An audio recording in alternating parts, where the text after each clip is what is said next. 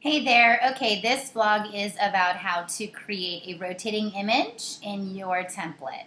What you're going to want to do is you're going to want to open all of the images that you want in a rotating file. You want to open them in Photoshop. Now, very important to keep in mind as you're opening them up, because you could probably just listen to me while you're touching your computer. There's no need to look at me, especially now because I'm in my workout attire. But you have to be very careful on the size of your pictures. In other words, if you have 3 images that are horizontal, then all the images will need to be horizontal in your rotating images. If they're all vertical, they need to be vertical. You can't have 2 horizontal and 1 vertical because you'll have space behind the vertical one that's white or black or whatever you want it to be.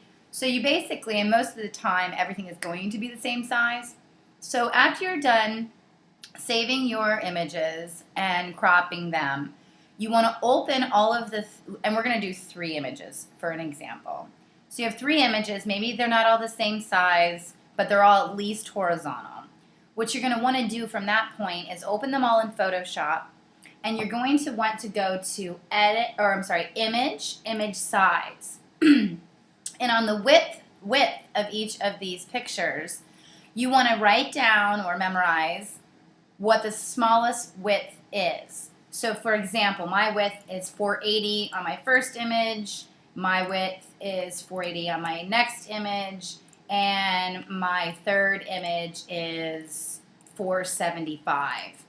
So because that's 475, it's the smallest. So we want all of the others to have the same width apart as the smallest, not the largest, because you can't, your pixels will become, they will lose their integrity if you move them up, so you have to go down. So since all of my width is 475, I'm going to change the image size by hitting image size, and I'm just going to simply put in 475 pixels, and my constraint proportions will already be there, so you just hit OK.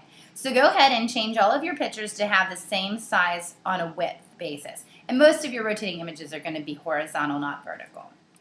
Now that you have all of the images the same size width, you want to go to image size and look at whichever one has the smallest height. All of mine are now the same. They're 319. So just make sure all of your images are the same width. Then you look at the image size on height. What you want to do is memorize which one has the lowest height.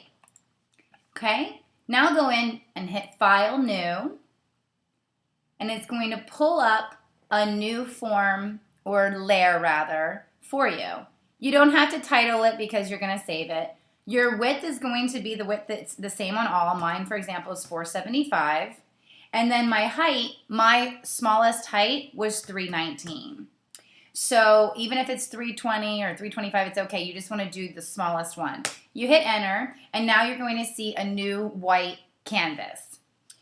On the very top, where there's the file, edit, image, layer, select, all the way over, probably a little bit more than half over, you'll see 100%, and then you'll see a little box. When you put your cursor over that box, it says Arrange Documents. It looks like a little TV set with 2 small TVs on the side of it. Click that and hit Float All in Windows. This way you're going to be able to see all your documents in one space. Now, you want to make sure your cursor has selected the Move button, which is the arrow with the plus sign, and it should be on your left side of your screen. That enables you to move your images. And what I like to do is I like to move that white space, and the way that you move it is you put your cursor on the gray spot and hold down your left click. So now we want to move all of the images into that white canvas. So to do that, what you do is you take your clicker and click on one of the images. On the right-hand side, you should be able to see the picture. Now, all that you do is go to the right-hand side where you see the picture in the layer file, put your cursor on it, and drag that picture into the white canvas. If you need to move it, you just put your cursor on the picture and move it around accordingly. I immediately close out so I don't use that picture again. So I close out of the original one, not the one that now has a layer and a background of white, which is your canvas. Okay? So now you go, oh, and I moved my pictures. So now you do the same thing with all three of them. So you basically, to get your cursor on a new image, you have to just put your cursor on the image. And on the right-hand side, you'll see on the background the image. That's where you want to go. And your icon from an arrow will turn into a finger like this, not the other finger. And then you want to just drag that on top, and it basically creates a layer. So now if you're looking at your untitled document, the one that you hit File New, you're going to see on the right-hand side under the layers, background white, layer 1, layer 2. Okay, I'm going to go back over to the second image. I'm going to close out of that, and I'm going to move my third and final image on top. Okay, now you have 3 layers. Now we want to get them to rotate. So now you go up to Window, and you select Animation. And a box with animation timeline and measurement log should appear. You're going to see layer 3, layer 2, layer 1, and you're going to see 3 green lines, and you're also going to see 1 to 10 across the top. That's 10 seconds. So what you can do is you can have, basically, I would do no more than 4 or 5 images per rotating image because you only have 10 seconds to work with. So if you put 10 images in at 1 second each, I mean, that's quicker than a blink. So you want to give it at least 2 seconds. Because we only have 3, and 3 doesn't divide equally into 10, I'm going to move my timeline across about 3.5 for each. And the way that you do that is you put your cursor on the layer 3, the top one, and you go all the way to where it's 10, and you're going to see your cursor, it will change to an arrow that goes left and right. You want to hold down your left mouse clicker and drag that to about 3.5. So now you're going to see a dark green beam and then a light green beam.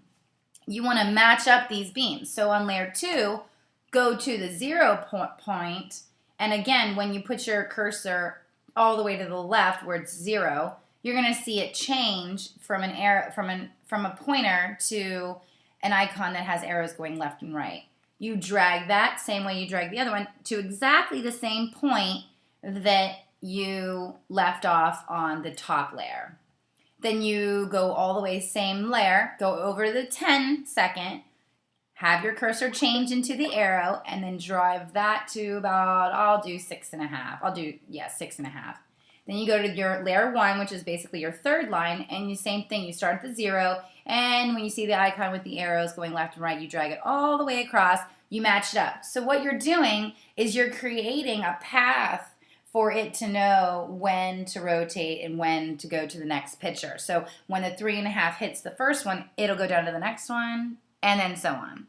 To double check to make sure that you have this right, all that you have to do is go to the lower left-hand corner and hit that little play button.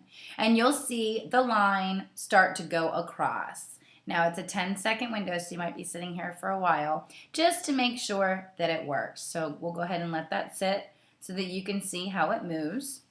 And as you're watching how it moves, keep in mind as well that if you need to change, if the layer 3 is going to be the first image that is seen. So if you want it to be layer 2, all you simply do is click on layer 2, make sure that it's highlighted blue, and then you can drag it on top of layer 3. And you have to do that over on the right-hand side.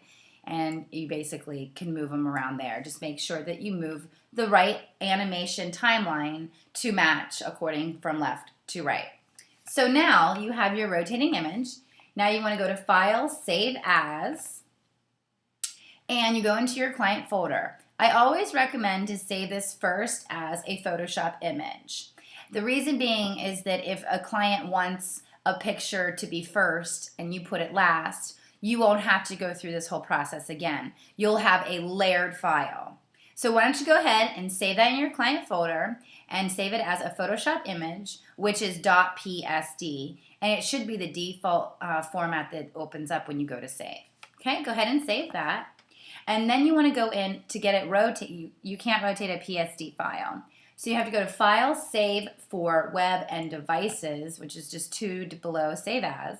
And then there's going to be an interesting screen that shows up with lots of options. At the bottom, it says Looping Options. and you want to choose forever because you want that to loop forever. You don't want it to just loop one time and stop. And then you hit save. And that's it. You save right there. It's going to automatically put it as a GIF or a GIF, GIF, and the format, it should come up on its own. And then that is the one that you want to upload into the system. So if you have any questions, please let me know. You can also always Google how to do a rotating image in Photoshop, and it really just will tell you step by step how to do things. I'll talk to you later, and thanks so much.